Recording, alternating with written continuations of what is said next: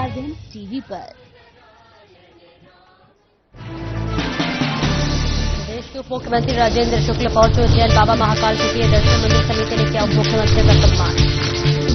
साधना institute के छात्र हर साल नए नए जगहों पर नए नए संस्थानों पर काम बालाघाट रेलवे स्टेशन पर हुए हंगामे में रेलवे पुलिस की बड़ी कार्रवाई। हिरासत में लिए गए आप कार्यकर्ता बयान दर्ज कर तैयार किया गया प्रकरण। का नाम भी रोशन करते हैं। तो अगर आप इलेक्ट्रॉनिक मीडिया मास कम्युनिकेशन में अपना गंधर्वपुर में अवैध कब्जा हटाने की कार्रवाई। कब्जा हटाने के लिए कलेक्टर का मिला आदेश। पट्टे के बावजूद हटाया गया अवैध निर्माण। बालाघाट में आशा कार्यकर्ताओं ने उठाई आवाज। भुगतान में अनियमितताओं पर जताया विरोध। समस्याओं का समाधान जल्दी हुआ तो होगा आंदोलन। और नरसिंहपुर में मूंग की फसल को लेकर किसान परेशान। किसान ने कलेक्ट्रेट पर किया धरना प्रदर्शन। व्यापारी और किसानों के बीच हुई बैठक।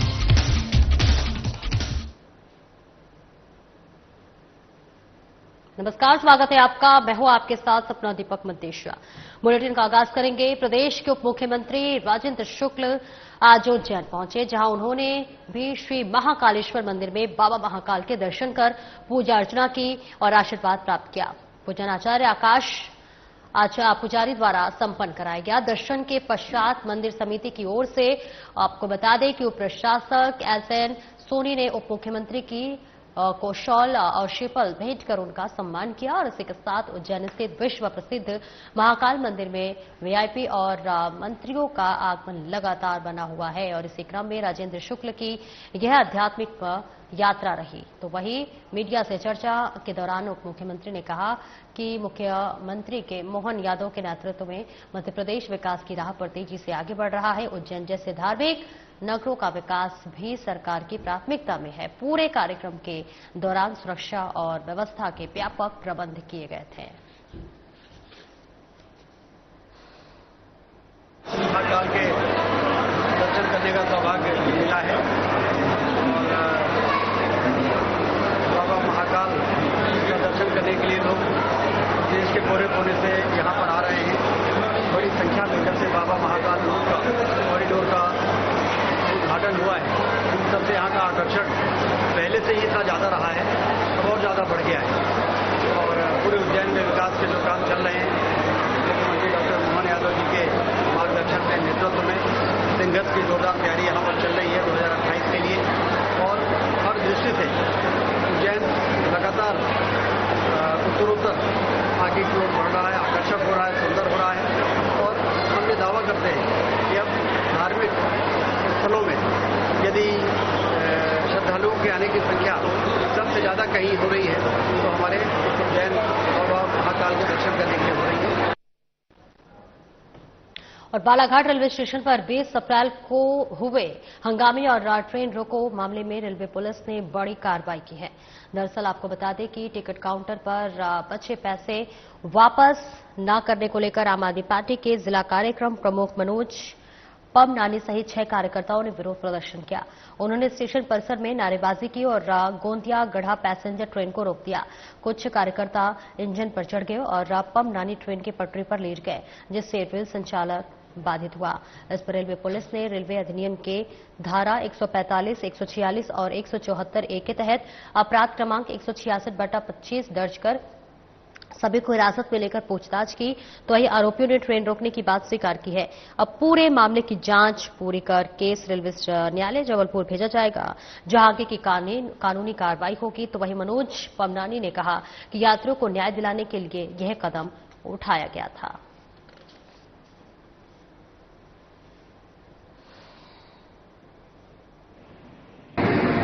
दिनांक 20/4/2025 को रेलवे टिकट काउंटर पर कुछ बात हुई थी, जो कि टिकट काउंटर के कर्मचारी पैसे वापस न देने के बाद बनी थी। जो हमने उनसे बहुत देर तक ये कहा कि आप लोगों के पैसे लौटा के माफ़ी मांगे, तो वो काउंटर छोड़ के भग गया था। जिस पर हमने पुलिसकर्मी के सामने ये कहा था कि अगर वो ट्रेन आने के पहले तक अगर सबके पैसे नहीं लौटाते और माफी नहीं मांगते तो हम ट्रेन भी रोक देंगे। तो ये 20-25 मिनट तक चला, जब तक वो कर्मचारी नहीं आया और ट्रेन आ गई। जो कि मैं दौड़ के लोको पायलट के पास गया और उनसे कहा कि मैं ट्रेन रोक रहा, सामने खड़ा हूँ, आप ट्रेन न चलाएं। तो मैं कूद गया उसी एवज पे जो वहाँ उस दिन 20/4/2025 को हंगामा हुआ था, उस पर इन्होंने प्रकरण बनाए थे, जिसके पूछताछ के लिए मुझे बुलाया गया और केस बनाया गया। आगे बढ़ेंगे जहां मध्य प्रदेश में जातिगत जनगणना को लेकर सियासत तेज हो गई है। खड़वा पहुंचे कांग्रेस के नेता प्रतिपक्ष उमंग सिंगार ने केंद्र सरकार पर तीखा हमला बोला है। सर्किट हाउस में पत्रकारों से बातचीत करते हुए सिंगार ने कहा कि सरकार सिर्फ बिहार चुनाव को ध्यान में रखते हुए जातिगत जनगणना की बात कर रही है, जबकि इसकी पहल राहुल गांधी की सोच का नतीजा है। उन्होंने सवाल उठाया है कि क्या 2029 लोकसभा चुनाव से पहले जातिगत जनगणना पूरी होगी? क्या महिलाओं को आरक्षण मिलेगा? सिर्फ नोटिफिकेशन जारी करने से कुछ नहीं होगा। सरकार को नियत और स्पष्ट कार्य योजना दिखानी होगी। नोटिफिकेशन से कुछ नहीं होगा, सरकार को नियत दिखानी होगी। खंडवा प्रवास के बाद सिंगार बुरहानपुर के धूलकोट में आयोजित आदिवासी सम्मेलन में शामिल होने के लिए रवाना हुए।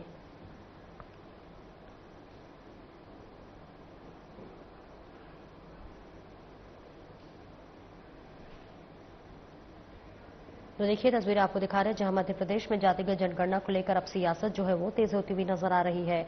खंडवा पहुंचे कांग्रेस के नेता प्रतिपक्ष उमंग सिंगार ने केंद्र सरकार पर तीखा हमला बोला। सर्किट हाउस में पत्रकारों से चर्चा करते हुए सिंगार ने कहा कि सरकार सिर्फ बिहार चुनाव को ध्यान में रखते हुए जातिगत जनगणना की बात कर रही है, जबकि इसकी पहल राहुल गांधी की सोच का नतीजा है। उन्होंने सवाल उठाया है कि क्या 2029 लोकसभा चुनाव से पहले जातिगत जनगणना पूरी होगी? क्या महिलाओं को आरक्षण मिलेगा?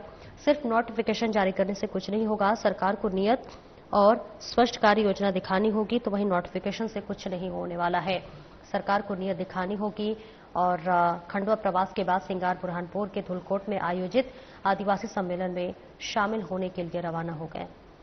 तो खंडवा से ये तस्वीरें आपको दिखा रहे हैं जहां जातिगत जनगणना पर अब सियासत गरमाई हुई है। खंडवा में नेता प्रतिपक्ष उमंग सिंगार बोलते हुए नजर आए। उन्होंने बोला कि लोकसभा चुनाव से पहले जातिगत जनगणना क्या पूरी होगी, क्योंकि ये अपने आप में भी बड़ा सवाल होता हुआ नजर आ रहा है। क्योंकि बताया जा रहा है खंडवा पहुंचे कांग्रेस नेता प्रतिपक्ष उमंग सिंगार ने केंद्र सरकार पर तीखा हमला बोला है। सर्किट हाउस में पत्रकारों से चर्चा करते हुए सिंगार ने कहा कि सरकार सिर्फ बिहार चुनाव को देखते हुए जातिगत जनगणना की बात कर रही है, जबकि इसकी पहल राहुल गांधी की सोच का ही नतीजा है। उन्होंने सवाल भी उठाया है कि क्या 2029 लोकसभा चुनाव से पहले जातिगत जनगणना पूरी होगी? क्या महिलाओं को आरक्षण मिलेगा? सिर्फ नोटिफिकेशन जारी करने से कुछ नहीं होता।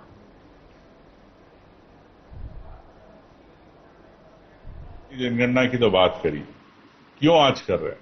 क्या बिहार चुनाव आ गया इसलिए? क्या राहुल गांधी जी ने पूरा एक अलग जगह जननायक के रूप में जाति जनगणना को लेके बात हुई इसलिए?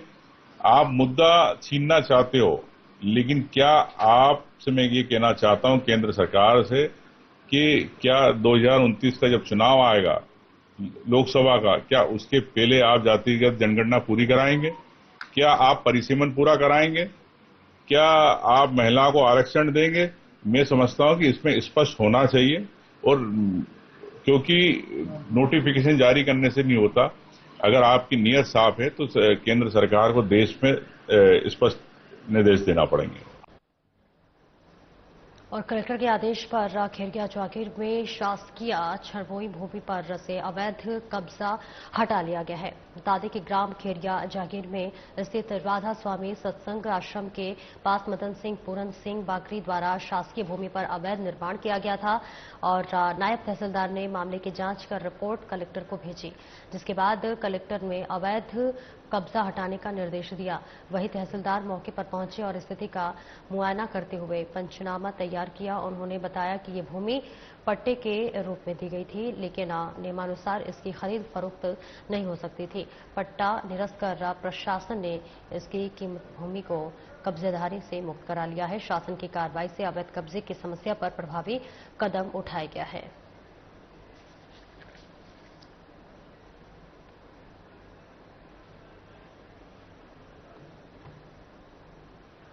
और बालाघाट जिले में आशा कार्यकर्ताओं की समस्याओं को लेकर भारतीय मजदूर राज संघ ने कलेक्टर को ज्ञापन सौंपा है और वही संघ ने चेतावनी दी है कि समस्याओं का समाधान जल्द नहीं हुआ तो आंदोलन होगा।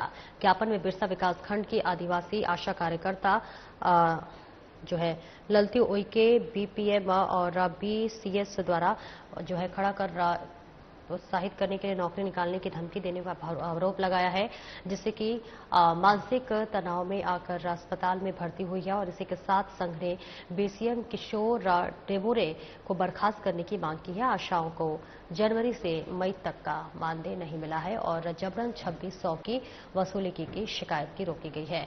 साथ ही साथ बिना भुगतान और आदेश के रात में आयुष्मान कार्ड बनाने का दबाव भी चिंता का विषय बन गया है। संघ ने समयबद्ध भुगतान, सुरक्षा और सम्मानजनक व्यवहार की मांग की है, अन्यथा आंदोलन की चेतावनी दी है।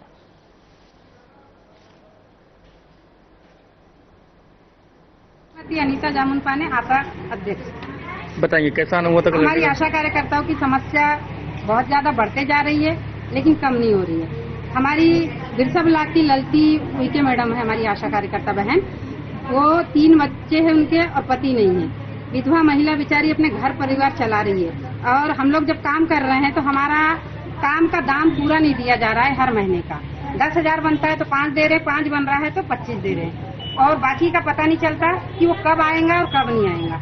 और ये चीज के लिए हमारी आशा कार्यकर्ता लोग बहुत परेशान है।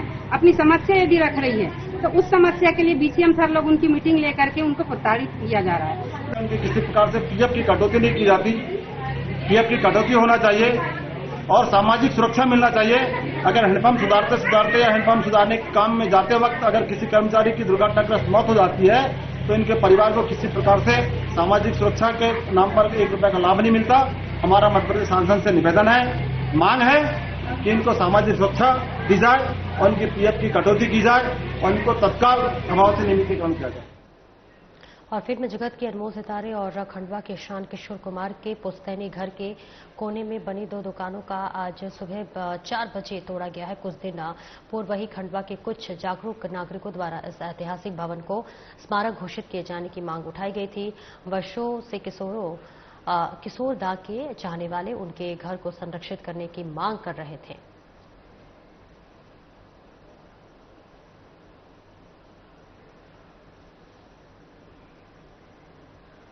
और वहीं नरसिंहपुर मंडी में कांटों में अनियमितता मिलने के बाद से जो है व्यापारियों और किसानों के बीच दिक्कतें बनती जा रही है। किसान का मूंग बेचने के लिए परेशान दिख रहे हैं और वही व्यापारी अनिश्चितकालीन धरने प्रदान की बात कर रहे हैं।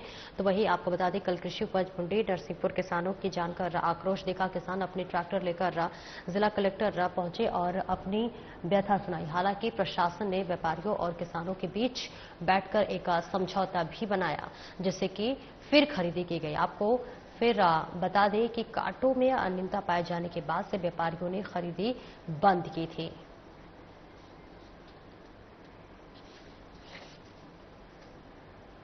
किसान आए थे, उसमें कुछ कांटों में अनियमितता पाई गई थी। उसके विरोध में प्रशासन ने कार्रवाई की थी। इसके कारण व्यापारियों ने आज मंडी में खरीद बंद कर दी और खरीद बंद करने के कारण जो किसान अनाज लाए थे वो किसान का अनाज बिक नहीं रहा था, तो किसान आक्रोशित होकर के कलेक्ट्रेट पहुंचे। तो उसके बाद प्रशासन आया, डिप्टी कलेक्टर साहब आए, तहसीलदार साहब आए, तो उन्होंने बैठ करके मंडी प्रशासन किसानों के एवं व्यापारियों के बीच बैठ करके हल निकाला है और अब बोली चालू हो रही है। किसान सुबह से आए थे मंडी में और बिना सूचना दिए इन व्यापारियों ने हड़ताल पे चले गए। बोला कि हम अनिश्चितकालीन के लिए जा रहे हैं। उसके बाद हम लोगों ने सचिव साहब को कॉल किया। सचिव साहब यहाँ पे उपलब्ध नहीं थे। एसडीएम साहब को फोन लगाए, बोल रहे छुट्टी पे थे। कोई प्रशासन का अधिकारी यहाँ पे मौजूद नहीं था। इसलिए हम सब किसानों को इकट्ठा हो गए, कलेक्ट्रेट जाना पड़ा। तो वहाँ पे नायब तहसीलदार सर मिले, उन लोगों ने हम लोगों की समस्या सोल्व की और यहाँ पे आके मंडी में गोली चालू करवाई। आपको सिर्फ का बहुत बड़ा कारण थोड़ा बहुत तो प्रशासन है ही है, क्योंकि मंडी जो नीलामी होती है उसके समस्त तौर का उत्तरदायित्व मंडी समिति का होता है। तो व्यापारियों ने आज सुबह इतना ही बोला है कि आज हम जो भी माल लेंगे उसकी जवाबदारी आपकी रहेगी तौल कराने की। तो इस पर मंडी प्रशासन तैयार नहीं हुआ। जब मंडी प्रशासन तैयार नहीं हुआ तो व्यापारी ने मना कर दिया कि भाई हम बोली लगाएंगे उसी शर्त पर कि हमारा माल आप तौल कर देंगे। और आगे बढ़ेंगे, जहां नरसिंहपुर में चल रहे समर कैंप का समापन किया गया है, जिसमें कि बाल प्रतिभाओं ने अपना अपना मनमोहक जो है नृत्य पेश किया है और इसी के साथ अपनी अपनी कला दिखाई है। साथ ही साथ बच्चों के परिजनों को प्रोत्साहित करते हुए आगे बढ़ने और कलाओं से जुड़ने की बात कही है। मुख्य अतिथि के रूप में आपको बता दें कलेक्टर शीतला, पहले पुलिस अधीक्षक मुंगाली डेका और अन्य अधिकारी शामिल रहे।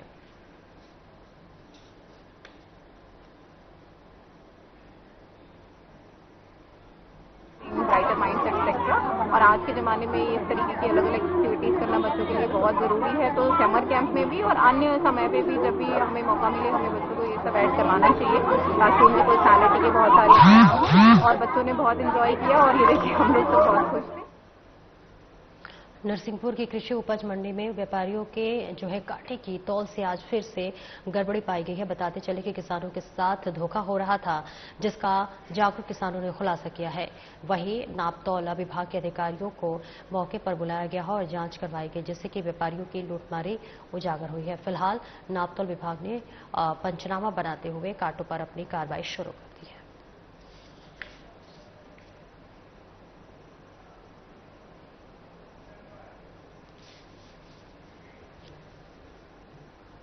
और बालाघाट जिले के थाना रूपझर चौकी सोने वाली अंतर्गत बताते चले कि पाचा मादातर कटेशेरिया जंगल क्षेत्र में बीते 14 जून को पुलिस जवानों ने जीआरबी डिवीजन के 4 नक्सलियों को मार गिराने में बड़ी सफलता हासिल की थी, जिसको लेकर अधिकारियों ने प्रेस वार्ता कर जानकारी दी है। जहां पर आपको बता दें कि पुलिस महानिरीक्षक संजय सिंह ने कहा है कि नक्सल विरोधी अभियान में एक और बड़ी सफलता मिली है। सीआरपीएफ, हॉक फोर्स, पुलिस और कोबरा ने संयुक्त ऑपरेशन चलाया है और वर्ष 2012 के बाद 28 पार्टियों के 600 जवान एक साथ जंगल में उतरे। पुलिस महानिरीक्षक ने कहा कि बालाघाट में अब 30 नक्सली शेष बचे हैं। तो वहीं सीआरपीएफ कमांडेंट नीतू भट्टाचार्य ने कहा है कि मार्च 2026 तक नक्सलियों का सफाया हो जाएगा। तो वहीं पुलिस अधीक्षक ने नक्सलियों से सरेंडर करने की अपील की है।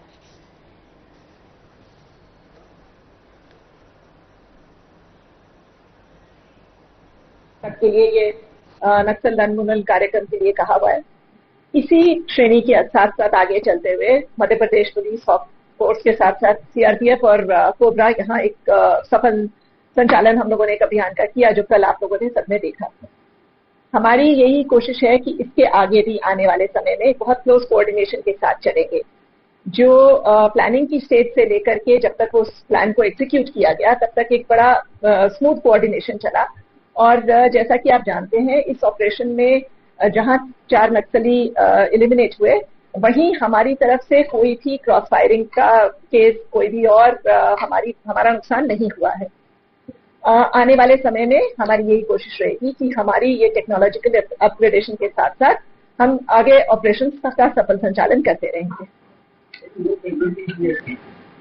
देखिए ये एक स्पेसिफिक इंफॉर्मेशन के ऊपर जब हम लोग कोऑर्डिनेशन करते हैं तो जो साइलेंस मेंटेन करने की बात है, जंगल वाले इलाके में उसका ग्रिड रेफरेंसेस सही कर रखने की बात है और जैसा कि आप जानते हैं इन इलाकों में कोई भी मोबाइल कनेक्टिविटी वगैरह नहीं है। उसके बावजूद अपने आपस की कोऑर्डिनेशन को सही रख पाना अपने आप में एक सफल ऑपरेशनल स्ट्रेंथ की बात होती है।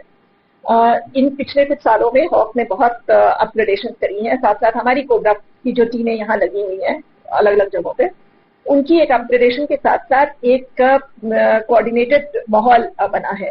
जैसा कि आईजी सर ने अभी कहा कि और कैंप लगाए जा रहे हैं और जंगल के अंदर उसको किया जा रहा है ताकि हमारी फोर्सेस छोटे छोटे ग्रुप्स में भी काम करके एक आपस का एक अच्छा कोऑर्डिनेशन तय कर पा रही है।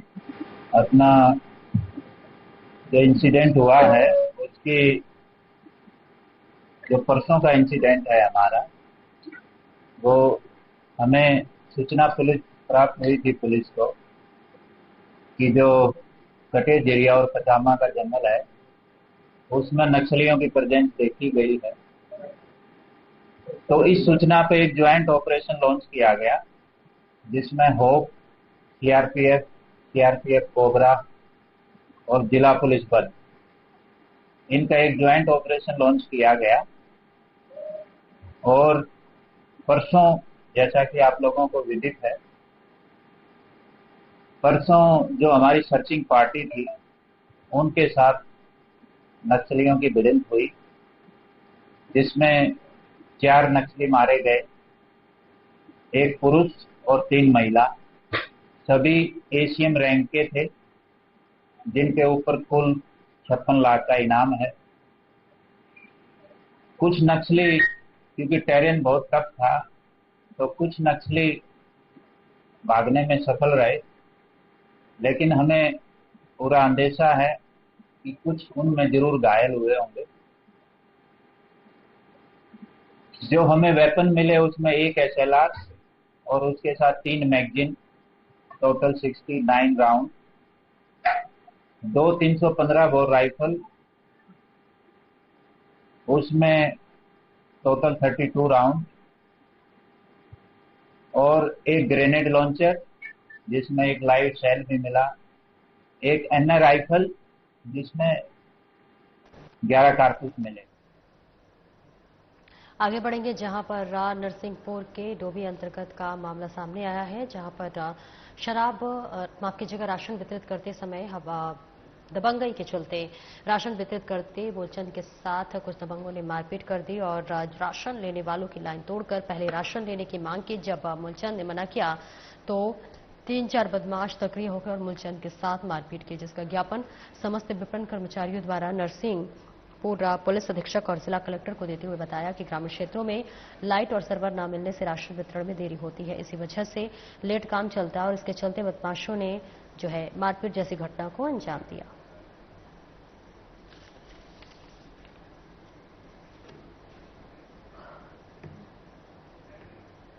तो देखिए, तस्वीर आपको दिखा रहे हैं नरसिंहपुर से राशन वितरित को लेकर यहां पर दबंगई की सिलसिला लगातार जारी है। वितरण करते वक्त व्यक्ति के साथ मारपीट की गई और पहले राशन लेने की मांग करने लगा। तो देखिए, नरसिंहपुर से डोभी के अंतर्गत के पूरा मामला आपको बता रहे हैं, जहां राशन वितरित करते समय दबंगई के चलते राशन वितरण का मामला सामने आया है। कार्य समिति डोभी से विक्रेता मूलचंद पटेल राशन वितरण हो रहा था। 4 लोग आए कि पहले राशन हमको दिए जाए। हमने उनसे बोला कि आप राशन विधिवत जो बट रहा है आप उसके रिक्शे ले लीजिए। हाँ, तो बोले नहीं, पहले हमको राशन दो, मैं आपको मानेंगे। तो हमको गाली मत करने लगे। हमने उनसे माना कि भाई गंदी गाली मत दो। एक राजाराम, पिता गणेश मेहरा, आशीष गोविंद कुशवाहा, परसोत्तम नारायण ठाकुर, नीलेश हल्की कहार, 4 लोग शराब के हमको मारपीट हमारा वीडियो आया हुआ है। तो इसकी शिकायत नजदीकी थाने में की थी आपने? 10 तो कोई कार्रवाई नहीं है? नहीं, कार्रवाई हुई सर उन पे। फिलहाल इस बुलेटिन में इतना ही। नमस्कार।